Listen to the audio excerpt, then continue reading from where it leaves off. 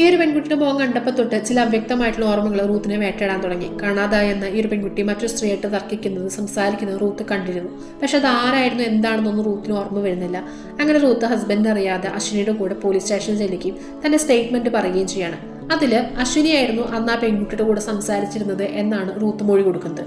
പക്ഷെ പോലീസുകാർ അന്വേഷിക്കുകയും ആ ഒരു സ്റ്റേറ്റ്മെന്റ് തെറ്റാണെന്ന് തെളിയുകയും ചെയ്യുന്നുണ്ട്. കൂട്ടത്തിൽ മറ്റു ചില കാര്യങ്ങൾ കൂടി പോലീസുകാർ കണ്ടെത്തുന്നുണ്ട്. റൂത്ത് പലപ്പോഴായിട്ട് ഈ ഒരു കാണാതായ പെൺകുട്ടിയുടെ വീടിന് മുമ്പിൽ പോയിട്ട് ആ ഒരു വീട്ടിലേക്ക് നോക്കി നിൽക്കുന്ന CCTV ദൃശ്യങ്ങളായിരുന്നു അത്. അങ്ങനെ പോലീസുകാർ വീണ്ടും റൂത്തിനെ ചോദ്യം ചെയ്യാണ്.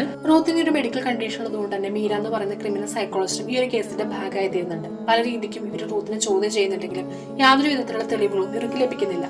അതേസമയം തന്നെ കാണാതായ ചില സ്ത്രീകളുടെ ഫോട്ടോസ് കാണുമ്പോൾ റൂത്ത് വല്ലാതെ പരിഭ്രമിക്കുന്നതും ഇവർ ശ്രദ്ധിക്കുന്നുണ്ട്.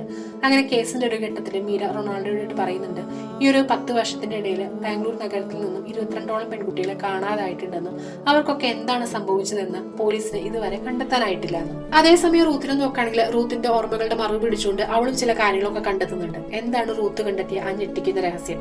ആരാണ് ഈ മിസ്സിംഗ് കേസുകൾക്കൊക്കെ പിറകില്? എന്താണ് ഈ മിസ്സായ പെൺകുട്ടികൾക്കൊക്കെ സംഭവിച്ചത്? ഈ ഒരു നാട്ടിൽ ഒരു സൈക്കോപാത്ത് ഉണ്ടോ? ഉണ്ടെങ്കിൽ അതാര്? എന്താണ് റൂത്തിന് ഈ കാണാതായ പെൺകുട്ടികളുമായിട്ടുള്ള ബന്ധം? തുടങ്ങിയിട്ടുള്ള ഒരുപാട് കാര്യങ്ങൾ റിവീൽ ചെയ്യുന്ന ഒരു അടിപൊളി സൈക്കോളജിക്കൽ ത്രില്ലർ പുസ്തകം തന്നെയാണിത്. വായിച്ചു നോക്കാൻ ആഗ്രഹിക്കുന്നവരാണെന്നുണ്ടെങ്കിൽ തീർച്ചയായിട്ടും വായിച്ചു നോക്കാവുന്നതാണ്. ഇനി വായിച്ചിട്ടുള്ളവരാണെന്നുണ്ടെങ്കിൽ നിങ്ങളുടെ അഭിപ്രായങ്ങൾ കമന്റ് ബോക്സിൽ രേഖപ്പെടുത്താൻ മറക്കരുത് കേട്ടോ.